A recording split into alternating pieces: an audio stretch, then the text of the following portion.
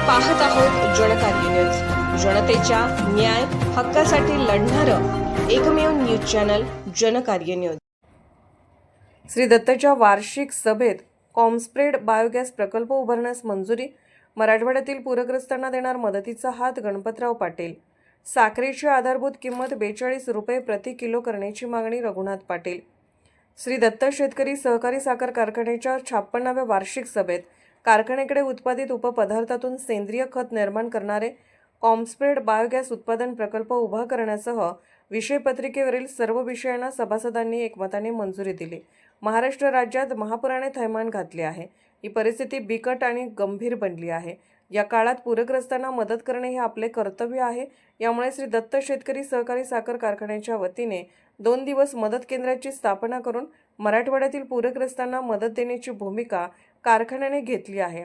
सभासदांनी या मदत केंद्रात मदतीचा हात देऊन माणुसकीचे नाते जपण्याचे आवाहन कारखान्याचे मार्गदर्शक संचालक सहकार महर्षी गणपतराव पाटील यांनी या वार्षिक सभेत बोलताना केले।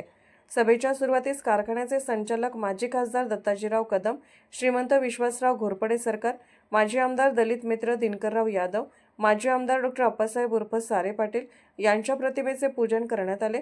उपस्थितांचे स्वागत आणि अहवालसालात दिवंगत झालेल्यांच्या नावाचा यादीचे वाचन चेअरमन रघुनाथ पाटील यांनी केले।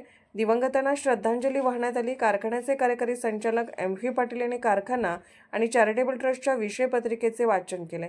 सभासदांनी दोन्ही विषय पत्रिकेवरील सर्व विषय एकमताने हात उंचावून मंजूर केले।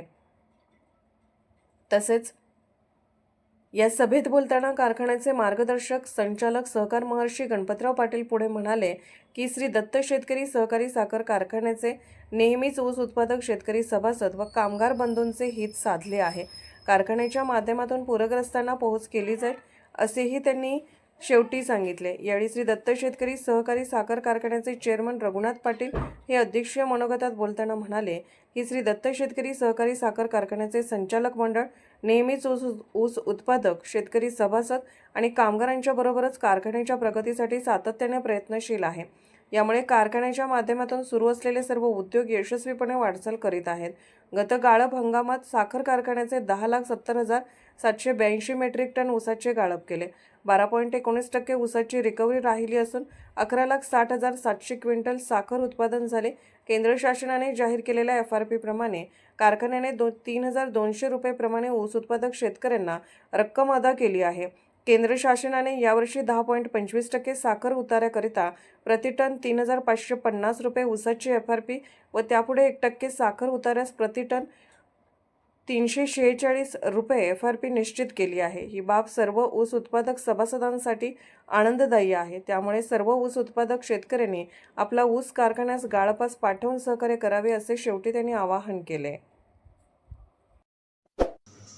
जनकार्य न्यूजला लाईक करा, शेअर करा आणि सबस्क्राईब करा।